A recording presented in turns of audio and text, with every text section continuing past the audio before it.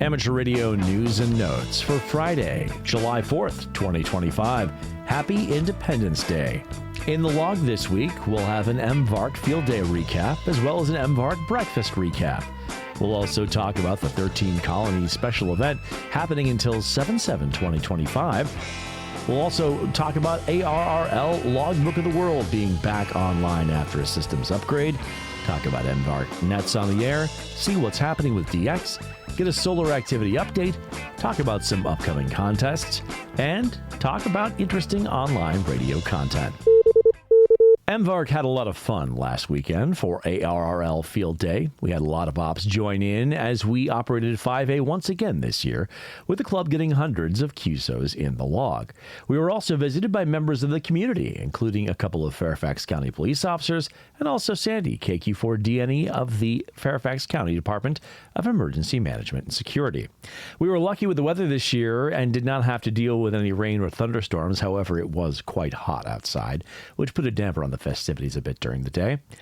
In the early evening on Saturday, we had our club picnic with catered barbecue and had a good turnout and ample food. Also at the picnic, the club awarded Member of the Year to Ed N2EC of the Third Person, for which I am very much honored. As the day turned dark, we had a contingent of operators who stayed through the night to get those contacts. 15 meters stayed open well into the evening, and contacts were made to Australia, Hawaii, and Alaska on digital. CW and single sideband operations focused on 80, 40, and 20 meters overnight and fought with many close-in signals and a high-noise floor. As morning came, members and their families brought the team donuts and coffee, and after a bit more operating, the group helped to take down the setup. All in all, I think this year's field day was a great success.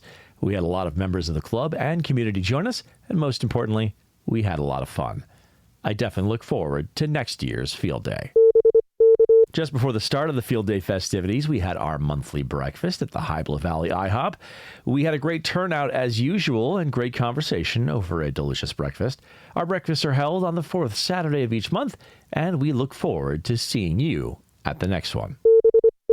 The 17th annual 13 Colonies special event started on Tuesday, July 1st, 2025, and the activity on the bands has been quite exciting with big pileups on offer.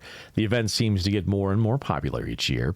The event is staffed by volunteers in each of the states from the original 13 colonies, as well as Great Britain and France, and it can be a fun challenge to see if you can get them in the log. If you do find one of the stations, they ask that you give them a spot at DX Summit at dxsummit.fi, which is also a great place to find spots for the stations you need.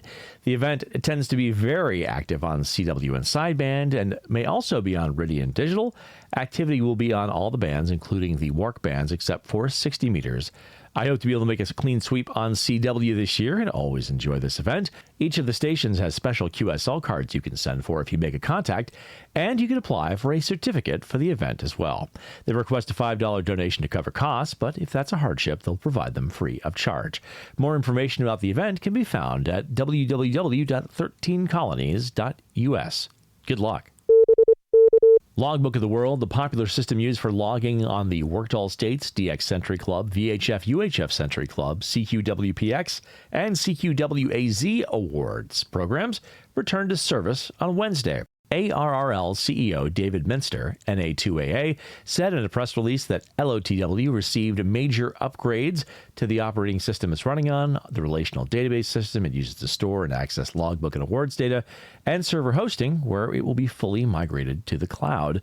These changes will, among other improvements, ensure LOTW performance can be better met based on user demand. His full statement can be found at a link in the show notes, and anecdotally speaking, LOTW does seem to be running faster than before and appears to be much more responsive. And now let's talk about some MVARC Nets on the air. Every Tuesday at 7 p.m., we have our 2-meter FM net on the repeater, which is immediately followed by the 2-meter digital net on Yaesu Fusion C4 FM. And on Saturday and Sunday, we have the MVARC Slow Speed CW Roundtable, which is on 3.565 megahertz CW at 7:30 a.m. And of course, we will slow down to whatever speed you're comfortable. And then following that on Saturday and Sunday at 8:30 a.m. at 3.920 megahertz lower sideband is the MVARC Cherry Tree Net, where we always have a lively discussion and look forward to having you join us. And now let's talk about what is happening with DX. There'll be a good amount of DX on the bands this week, and stations on the air will include Cayman Islands, Miquelon Island, Avidimu Beach SBA, Tarawa Kiribati, Benin, Kuwait, Falkland Islands, and Antarctica.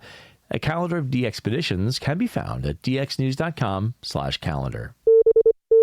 And now it's time for a solar activity update. As we go to press, the Solar Flux Index, or SFI, was at 125, and the estimated sunspot number was at 148, with 8 numbered sunspot regions visible from Earth.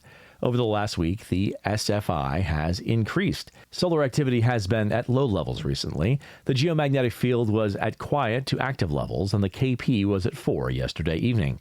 The solar wind reached 411 kilometers a second yesterday. Solar activity is predicted to reach active levels for the 4th of July holiday, with a chance for G1 level storms due to persistent coronal mass ejection effects. The chance of solar radiation storms at the S1 or greater level is low at 1%. A slight chance of R1 to R2 radio blackouts are possible in the near term, with a predicted probability of 20%. R3 or greater radio blackouts are unlikely, with a 1% chance predicted. There's a chance of 6-meter propagation, so keep an eye on the band and the spotting clusters to be ready for the next time the magic band does its thing. HF conditions have been favorable overall, and it remains a fantastic time for amateurs of all license classes to get on the air and work the world. Good sources of real-time solar information include spaceweatherlive.com and solarham.com. A good overview of conditions can be found at dx.qsl.net/propagation. To see dealer absorption data and associated radio blackouts, check out the NOAA DRAP page. And to see real-time maximum usable frequency, or MUF, and critical frequency FOF2 information from Radio Sun data, check out prop.kc2g.com.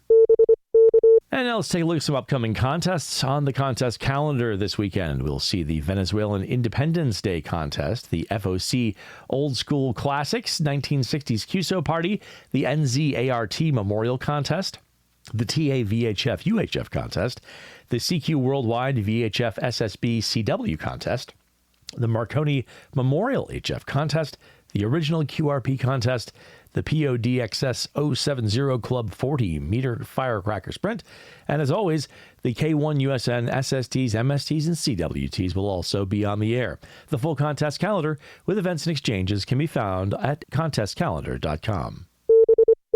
And finally, let's wrap things up with a little interesting online radio content. Matt M0DQW takes another look at the Quansheng TK11. Steve KM9G estimations with the Xiegu 6200 and resolves them. Kevin 2E0 Whiskey Mike Golf operates from an island in Canada as VA3 Whiskey Mike Golf /portable. Matt M0DQW takes a look at a GPS NTP time server suitable for off-grid FT8. Dr. Tamitha Scove WX6SWW takes a look at recent solar weather. Walt K4OGO takes a look at the Choyang LC90 radio. Jeff KF0MYB and Joe KF0MYJ talk about software-defined radio, or SDR. George VK2AOE builds an RF tap. History X takes a look at the Titanic's radio room and the effort to recover the Marconi radio from it. Kevin W1DED and the contest crew talk about the HF World Championship. And Chuck, KK6USY, starts his build of the Advanced Antenna Research Phasing Controller. Well, that is it for this week. I've been Ed, November 2 Echo Charlie. Thanks, as always, for coming along for the ride. We hope you have a great week, best 73, and we look forward to seeing you next week.